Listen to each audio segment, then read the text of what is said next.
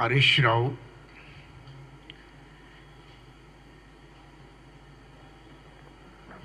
ఎమ్మెల్యేలు ఎంపీల గురించి ఫిరాయింపుల గురించి మాట్లాడుతున్నాడు. హరీష్ రావుకు కొద్దిగా సిగ్గు లజ్జ ఏదన్నా ఉంటే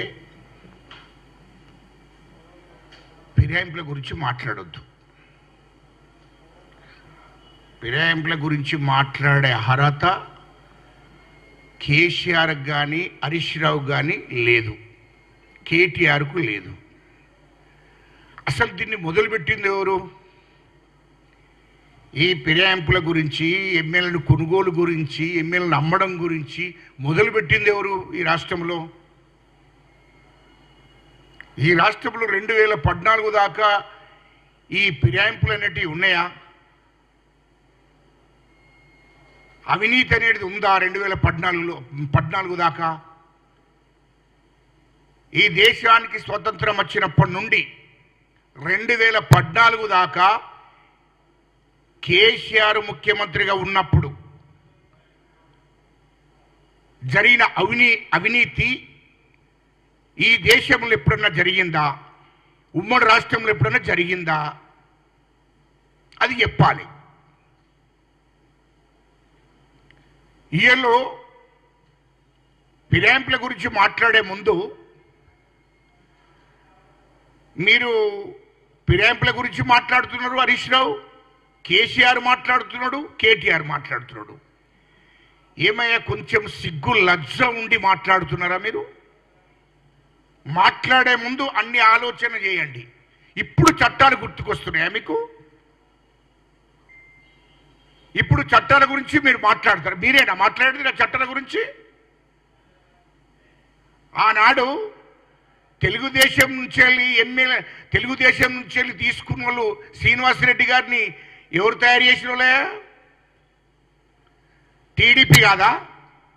తలసాని శ్రీనివాస్ యాదవ్ని ఎవరు తయారు చేసినరా? టీడీపీ కాదా? కడియం శ్రీగారు ఎవరే? టీడీపీ కాదా? మరి నీ పార్టీలో ఉన్నోళ్ళు ఎవరైతే తెలంగాణ అద్దు అని చెప్పినరో, ఎవరైతే తెలంగాణ రాష్ట్రానికి వ్యతిరేకంగా పనిచేసినరో, ఎవరైతే వద్దు అని చెప్పినో వాళ్ళందరూ నువ్వే ఏర్చుకున్నావు కదా. నువ్వు టీఆర్ఎస్ పార్టీ ఏర్చుకున్నావు కదా. నీ క్యాబినెట్లో మొత్తం తెలుగుదేశం వాళ్ళే కదా. నువ్వు ఫిరాయింపుల గురించి మాట్లాడతావా? మొత్తము నీ దాంట్లో ఉన్న ఎమ్మెల్యేలు అందరూ కూడా, నీ పార్టీలో ఉన్నోళ్ళందరూ కూడా కేసీఆర్, హరీష్ రావు మీరు తయారు చేసిన కాదు. హరీష్ రావు గారు మీరు తయారు చేసిన సరుకు కాదు, అదంతా బయట తయారైన సరుకును మీరు తీసుకున్నారు అంటున్నా. ఎవరికి తెలుగుదేశానికి పుట్టిన బిడ్డలు, కాంగ్రెస్కు పుట్టినటువంటి వాళ్ళను మీరు తీసుకొని వీళ్ళు మా వాళ్ళు అంటే ఎట్లనే? ఎవరన్నా నీకు పుట్టిన బిడ్డ నా బిడ్డ అంటే నడుతుంది. పక్క పొంటోళ్ళకు పుట్టిన బిడ్డను తీసుకొని వీళ్ళు నా బిడ్డను అంటే ఎట్లా నడుతుందా? కొద్దిగానన్నా సిగ్గుండాలి. నీవు ఫిరాయింపుల గురించి మాట్లాడతావు. టీడీపీ నుంచి వెళ్ళి, కాంగ్రెస్ నుంచి వెళ్ళి సబితా ఇందర్ రెడ్డి ఎవరే? నీకేమైనా సంబంధం ఉందా? సబితా ఇందర్ రెడ్డి ఎక్కడా? వాళ్ళ కుటుంబం ఎక్కడా? కాంగ్రెస్ కుటుంబం. ఈయల్లో సుధీర్ రెడ్డి ఎవరు? కాంగ్రెస్ నుంచి మొత్తం ఎమ్మెల్యేలందరినీ తీసుకునేటప్పుడు అప్పుడు చట్టం గుర్తుకు రాలేదా? ఒక దళితుడైనటువంటి మహానుభావుడు బట్టి విక్రమార్కు ప్రతిపక్ష హోదాను కూడా పోగొట్టింది ఎవరయ్యా? కేసీఆర్ కాదా? హరీష్ రావు మీరు కాదా? మీ ప్రభుత్వం ఆనాడు మీ ప్రభుత్వం కాదా?